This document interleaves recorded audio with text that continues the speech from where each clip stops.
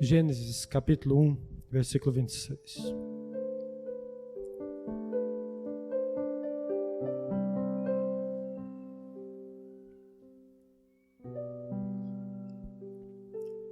Também disse Deus: façamos o homem à nossa imagem, conforme a nossa semelhança. Tenha ele domínio sobre os peixes do mar, sobre as aves dos céus, sobre os animais domésticos, sobre toda a terra e sobre todos os répteis que rastejam pela terra. Criou Deus, pois, o homem à sua imagem, a imagem de Deus o criou.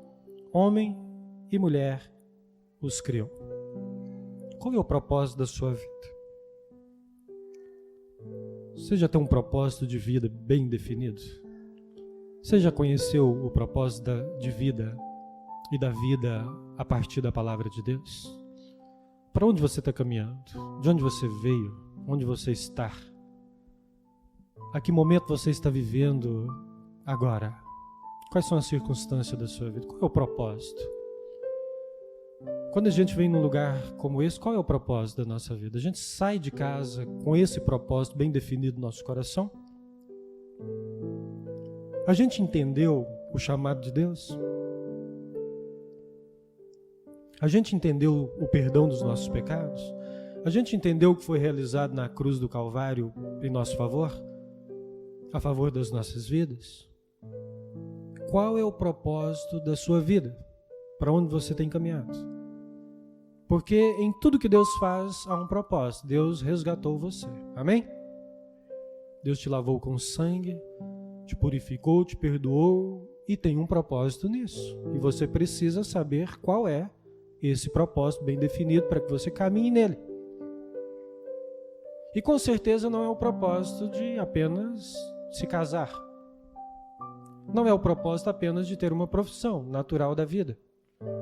Não é o propósito apenas de saber que Deus existe. É muito pouco tudo isso. Há um propósito soberano maior na sua trajetória, na sua história.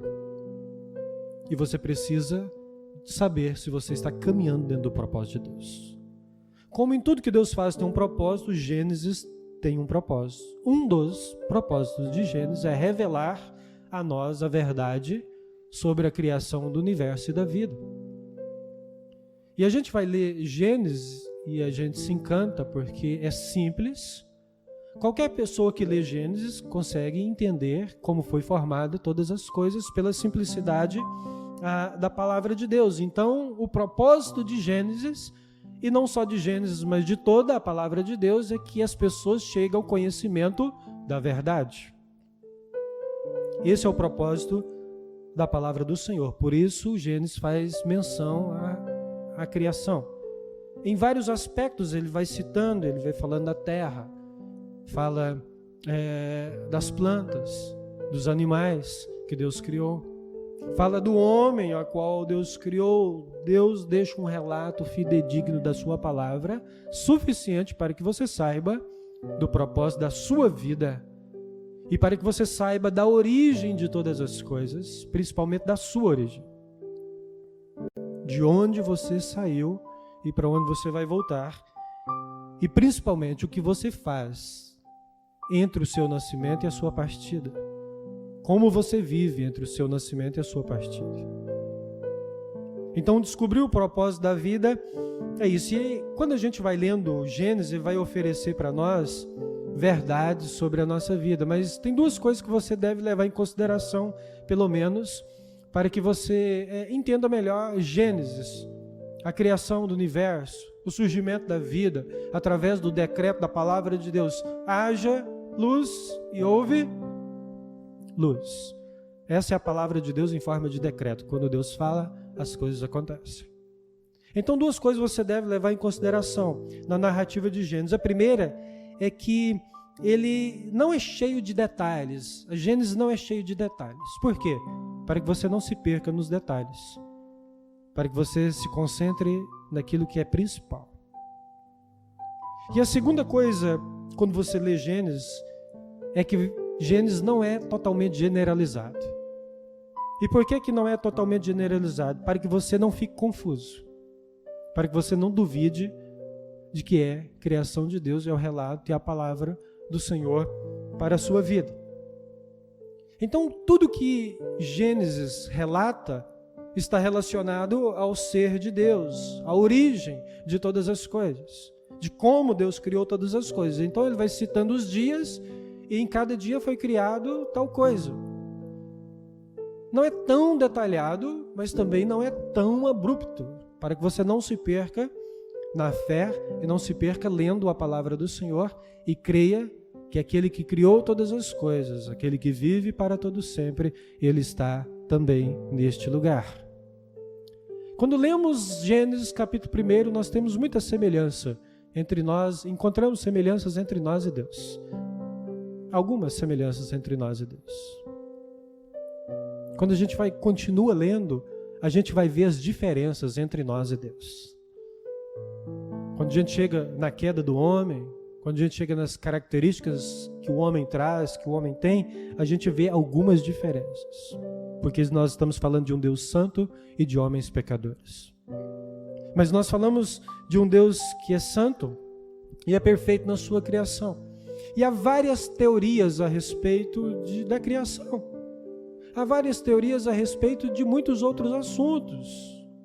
Se você pegar a teoria do Big Bang, por exemplo, é uma teoria. E por que é uma teoria? Porque não há como comprovar, não há comprovação. Por isso que ainda permanece como teoria. É simples.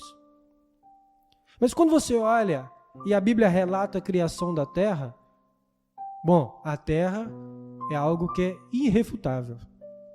Nós pisamos, pegamos, amassamos, fazemos o barro. A gente pode mexer na terra, a gente pode plantar na terra. Então, nós temos esse contato com a criação de Deus e não simplesmente uma teoria.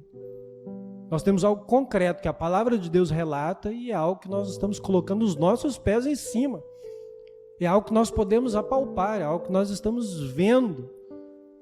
Isso é a manifestação do poder de Deus, porque crer, por exemplo, nessa teoria do Big Bang é como se houvesse uma explosão, alguém já disse, houvesse uma explosão numa gráfica e da explosão surgisse um dicionário.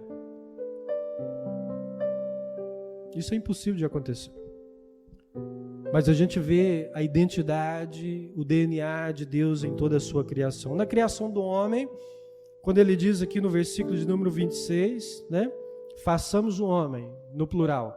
Aqui está presente o Pai, o Filho e o Espírito Santo de Deus. E quando a gente vai ver a criação de Deus, as outras coisas que Deus criou, o versículo 24 diz assim, ó, disse também Deus, produz a terra seres viventes. Então Deus dá uma ordem à terra para que a terra produza e a terra vai produzir seres viventes. Agora é diferente quando Deus vai criar o homem. Ele diz, façamos o homem. Para criar as plantas, os seres viventes, os animais, Deus diz, olha para a terra e diz, produza seres viventes. Mas quando vai criar o homem, ele não diz para a terra, produza o homem. Ele diz, façamos.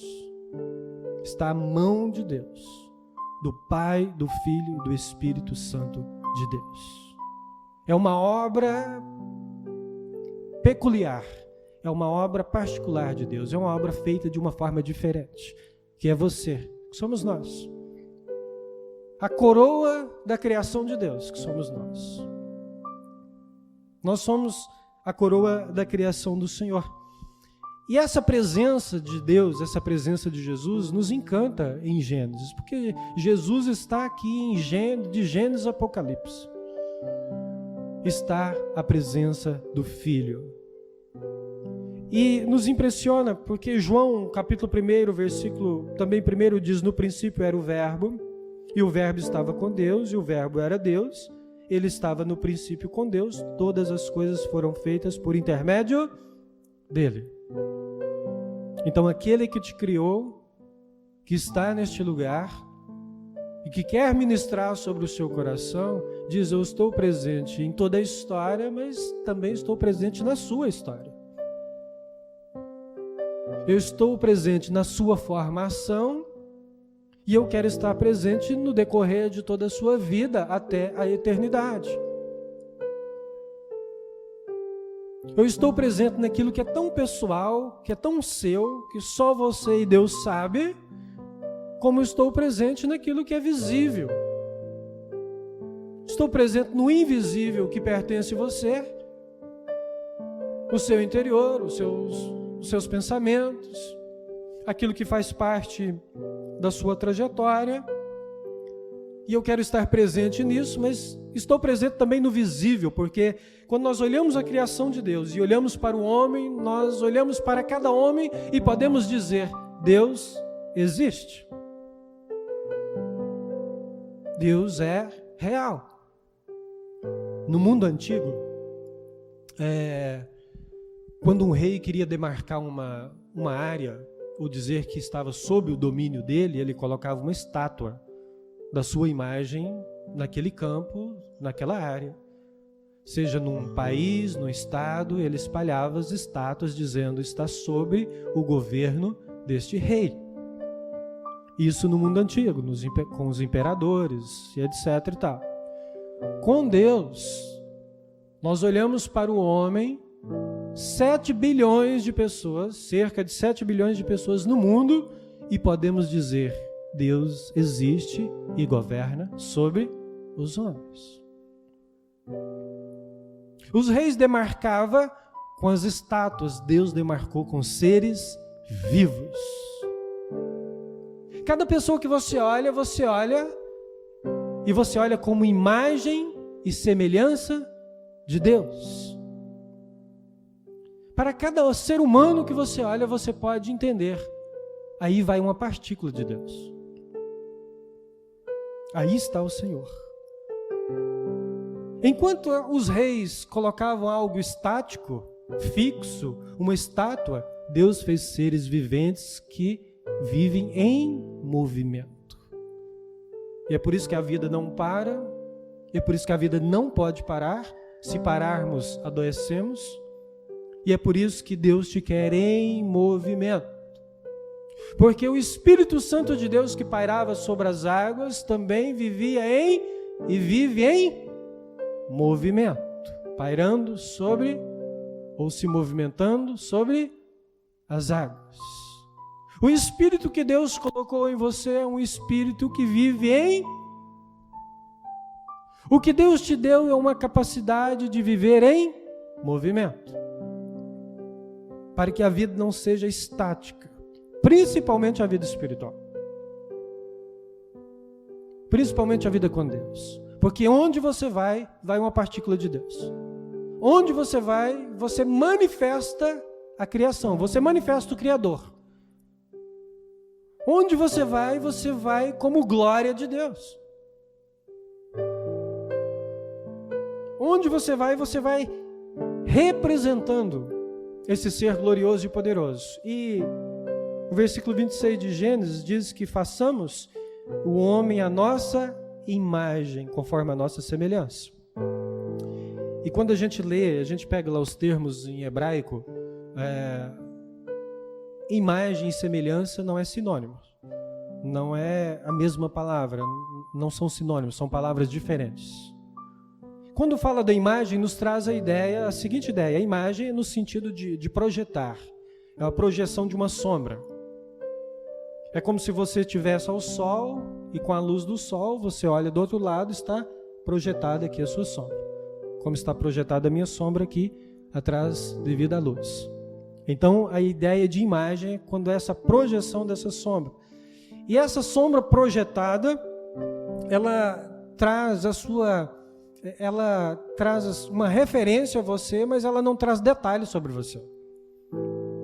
A sua sombra não traz detalhes da sua fisionomia, certo? Amém? A sua sombra não traz detalhe do seu corpo, mas é a sua sombra. Então, essa é a imagem de Deus. Você como imagem de Deus. Agora, quando fala a respeito da semelhança, é algo um pouco mais específico a respeito de você e de Deus. São características de Deus impressas em você. Então, as características de Deus impressas em você, que faz você parecido com Cristo, parecido com Deus. e traz esse significado de imagem e semelhança. A semelhança, um dos exemplos que nós podemos tomar por exemplo, liberdade. Deus é o ser mais livre que já conheci. E é certo que Ele nos deu uma certa liberdade. Amém? Poder de decisão, característica de Deus, é algo que Deus compartilhou conosco. Você tem poder de decisão, você pode decidir algumas coisas da sua vida. Outras estão sob o domínio de Deus, mas algumas coisas você decide. Quando você vai comprar algo, você escolhe a cor, você escolhe o modelo, você escolhe quando. Quando você vai casar, quem é que escolhe? Deus nos dá uma liberdade, Deus nos dá poder de decisão, isso é semelhança. Isso é característica de Deus em nós, então é algo um pouco mais específico. E quando nós olhamos para a palavra de Deus, para a Bíblia compara Deus a algumas coisas. Compara Deus a abrigo, compara Deus a rocha, compara Deus a um rio, compara Deus a várias coisas para relacionar essas coisas àquilo que Ele é. Mas nada traz tanto significado ao ser de Deus quanto você. E se você está cheio de Deus e do Espírito, muito mais ainda. Porque quando nós encontramos um homem sem Jesus, que vive sob uma natureza, o domínio de uma natureza pecaminosa, ele ainda é a imagem e semelhança de Deus, mas está distorcida por causa do pecado. Mas quando ele se aproxima de Deus, ele faz essa conexão novamente com Deus, esse brilho da presença de Deus na sua vida, ele volta. O brilho no olhar, o brilho na vida. Por isso que onde você vai, você é diferente como servo de Deus. Espero que assim seja, em nome de Jesus. Manifestando a glória de Deus e manifestando a criação do Senhor. Portanto, de onde você veio, onde você está e qual o propósito da sua vida, para onde você está indo. Diante desse simples relato, nós colocamos aqui diante de você, a respeito da criação, do propósito de Deus para a sua vida, a respeito da imagem, da semelhança, a respeito do relato, da narrativa de Gênesis, daquilo que vai revelando a Deus. Eu te pergunto, você tem pensado qual é o propósito da sua vida? Tem gente vivendo para si mesmo. É isso mesmo? Nós aprendemos do Evangelho? Acredito que não. Tem pessoas vivendo de forma individual. Foi para isso que Deus nos criou? Foi assim que Deus nos criou? Por que nós procuramos casar? Tem gente que reclama do casamento, mas se ele ficar sem a esposa ou o marido, né, a chance de querer uma companhia é grande, uma nova companhia. Nós somos um ser relacional. Deus nos criou dessa forma. Você acha que o Pai, o Filho e o Espírito Santo é relacional? Você acha que há características de Deus em você nesse sentido? Você acha que Deus nos fez para relacionar com Ele? Ou nós somos um fruto do capricho de Deus? Ou pensa você que Deus estava carente, sozinho, no nada, e vou criar o homem porque eu estou muito solitário? Não é o Deus que nós conhecemos. Deus não tem necessidades nem carências. Se você é a imagem e semelhança de Deus, se você é uma partícula de Deus, se você manifesta a glória de Deus, isso só é possível através do relacionamento com Deus. Isso só é possível através de uma vida em movimento, assim como Deus vive em movimento. Uma vida espiritual estagnada, um ministério estagnado, um casamento estagnado, um relacionamento estagnado, uma amizade estagnada, nada produz, a não ser para si mesmo. E quando produz para si mesmo, não cumpre o propósito da vida. E quando não cumpre o propósito da vida, entra num caminho de perdição, por mais que pensa que são caminhos de salvação, por mais que pense que são caminhos eternos, ou que são bons caminhos. Mas a palavra de Deus diz, você está perdido do seu propósito se estiver vivendo assim.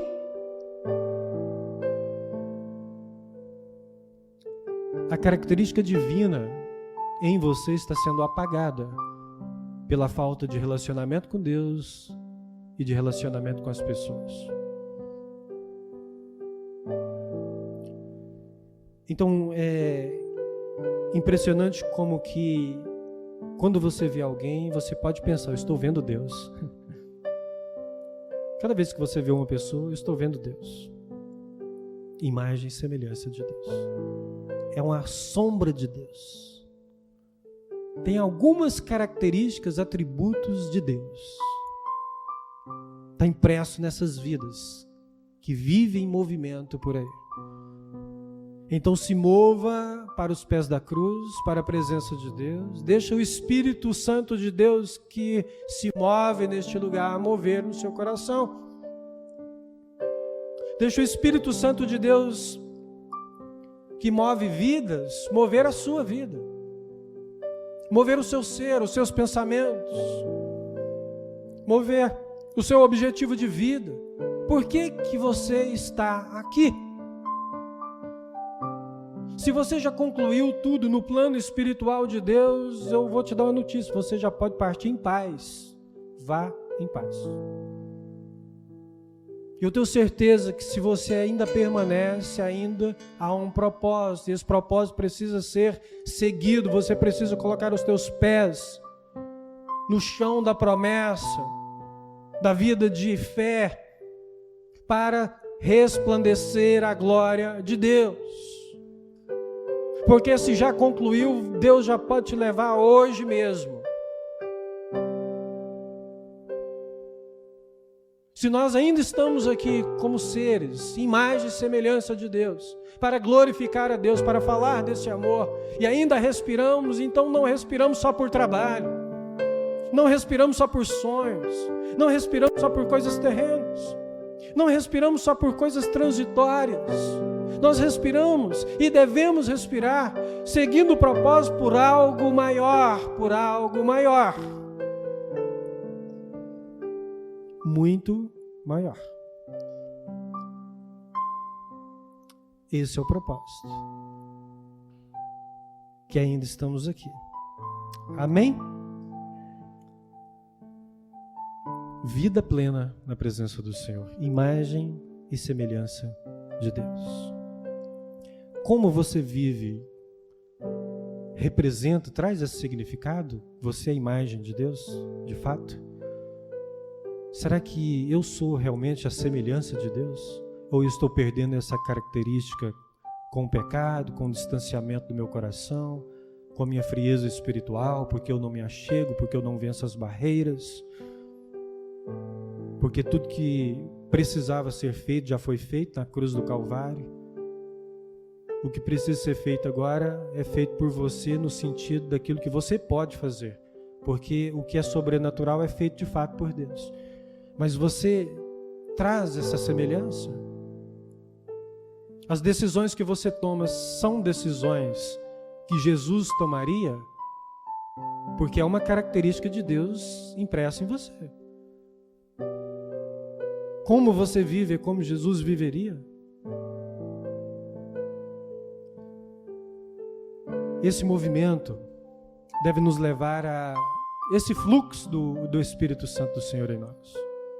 Quando a gente vem a este lugar para cultuar a Deus, é isso que nós devemos fazer. Não perca seu tempo.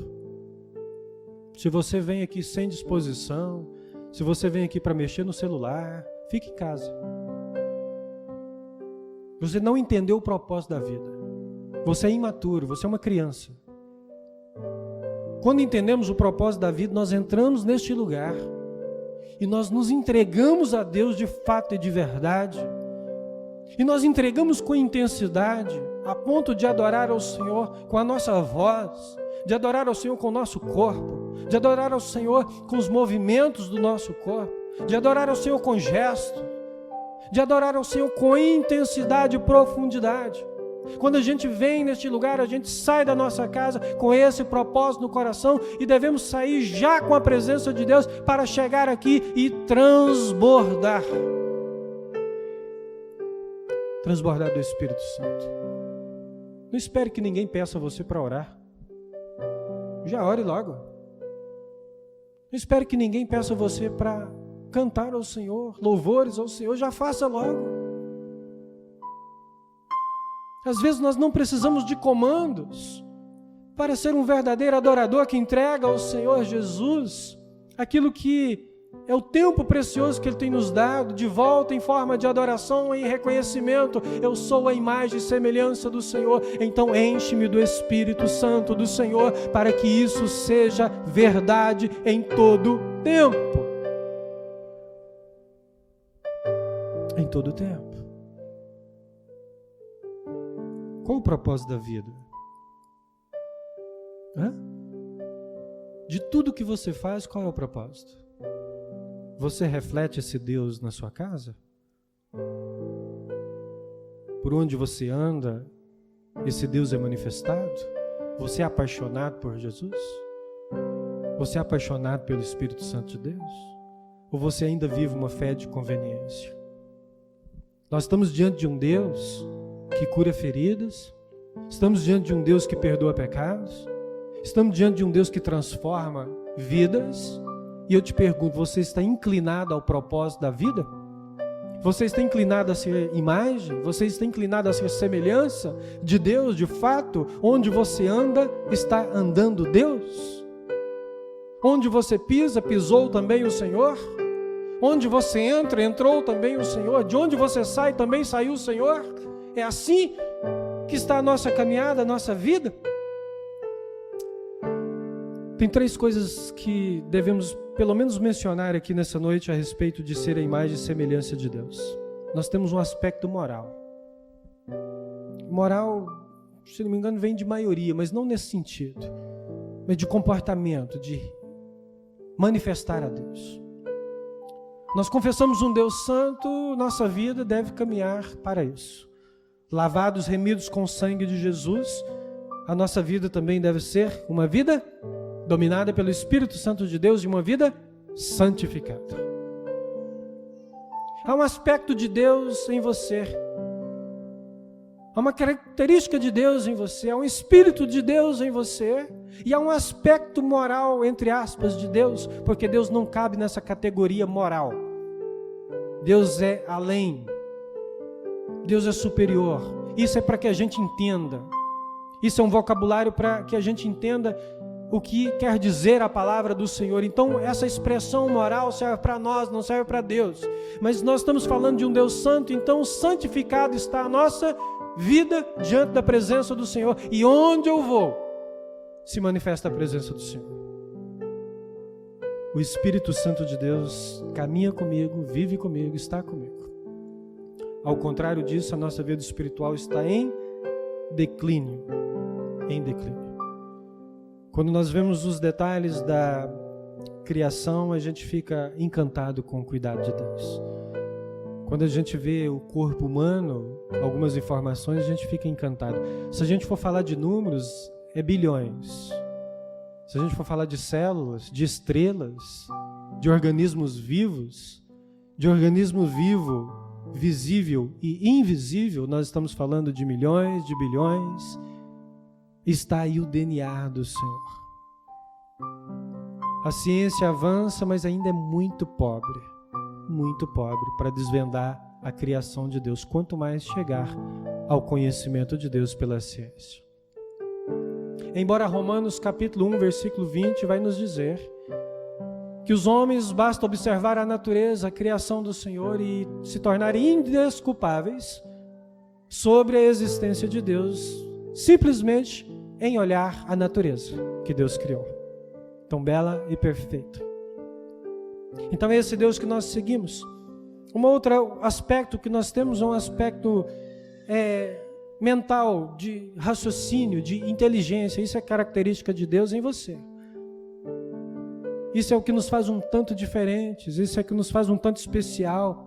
Tanto é que Deus deu a tarefa a Adão para colocar nome nos animais. E a gente tem impressão, porque quando a gente estuda um pouco de história, isso faz um pouquinho de tempo, né, que eu estudei, a gente ouve sobre os homens das cavernas e tudo mais, homens primitivos, primatas e tudo mais, aquela coisa, e a gente tem impressão que assim, aquela coisa bem rústica e muito burra. É pelo menos a impressão que eu tive quando estudei, né? Os caras são muito grosseiros, mas não. Quando a gente vê o relato da palavra de Deus, coloca Adão como um homem inteligente, dotado, capacitado por Deus, pelo Espírito Santo de Deus, a nomear os animais. Até o nome da esposa tem um significado que tem tudo a ver com ela. Eva. Você olha para a vaca, não tem cara de vaca? Hã? Totalmente cara de vaca. Está perfeito. Então Deus deu uma inteligência assim que vai, às vezes, além daquilo que nós compreendemos através do estudo secular, simplesmente. São revelações que vêm do Espírito Santo de Deus. Então essa capacidade de pensar, de refletir, de raciocinar vem de Deus para que você pense, reflita, raciocine a respeito da sua trajetória, para onde você está indo, o que você está fazendo da sua vida, o que está se tornando a sua vida. Até aqui, o que tem acontecido na sua trajetória, na sua jornada, onde você se perdeu do propósito original de Deus para você, do propósito eterno de Deus para você, de manifestar a presença do Senhor. E o terceiro aspecto é o relacional. É por isso que se casam, é por isso que têm filhos, é por isso que procuram amizades, é por isso que encontram pessoas, é por isso que se comunicam. Deus te fez com esse aspecto relacional. E lá no início é interessante, porque todos falavam a mesma língua, todos entendiam, né? A todos. E depois lá da Torre de Babel, o negócio ficou mais difícil, né? A gente vai assistir um culto em inglês e fica boiando, porque não estudou inglês. Depois daquele evento, se a gente quiser entender, vai ter que estudar. A gente entende a nossa própria língua, mãe. Se a gente estudar, a gente pode entender um francês, a gente pode entender o inglês, a gente pode fazer um espanhol, né? Outros aí que são mais difíceis e tudo mais. Então, a comunicação, o relacionamento, é como Deus criou você. E é como você desenvolve esse relacionamento. Agora, fato é, com a queda, com o pecado, nós perdemos capacidade de se relacionar. Quando o homem caiu, pecou, antes se relacionava perfeitamente, estavam nus lá no jardim, felizes da vida, não havia maldade, não havia esse olhar, não precisava se cobrir, não sentiam vergonha, era santo, era puro. Depois da queda, depois do pecado, tudo mudou e perdeu capacidade de relacionamento. Então é ruim de relacionamento. Para ficar bom de relacionamento, para conseguir se relacionar melhor, tem que se encher do Espírito. Tem que se encher do poder de Deus, tem que se encher da graça de Deus, tem que entender o que é perdão, tem que entender o que é misericórdia, tem que entender o que é compreensão, o que é aceitação de Deus. Como Deus nos acolheu, como Deus nos chamou, como Deus nos aceitou. A gente usa a expressão eu aceitei Jesus, na verdade, preste atenção na palavra de Deus, foi Deus que te aceitou. Não foi você que aceitou a Deus, foi Ele que aceitou você. Porque os perdidos somos nós, os pecadores somos nós. Quem precisa de perdão somos nós. E quem estava perdido e precisou ser encontrado, fui eu, foi você. E não Deus, Deus nunca esteve perdido. Não foi Deus que foi encontrado, foi Ele que nos encontrou. Então Ele vem ao nosso coração, porque tem um propósito de vida. Se você ainda respira, ainda está aqui, há um propósito ainda vigente.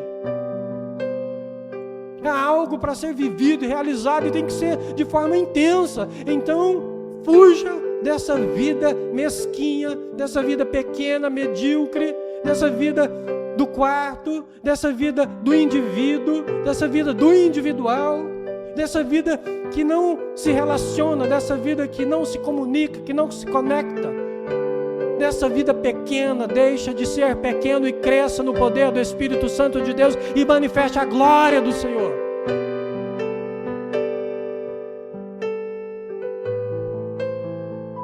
Receba a competência do Espírito Santo de Deus. Se torne competente através do Espírito Santo do Senhor, em nome de Jesus. Em nome de Jesus. Amém?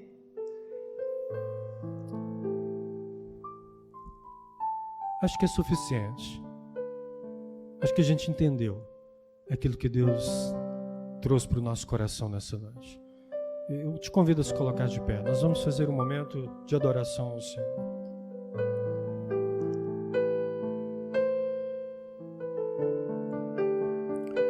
E por que nós vamos fazer esse momento de adoração ao Senhor? Porque é um outro aspecto, o aspecto espiritual.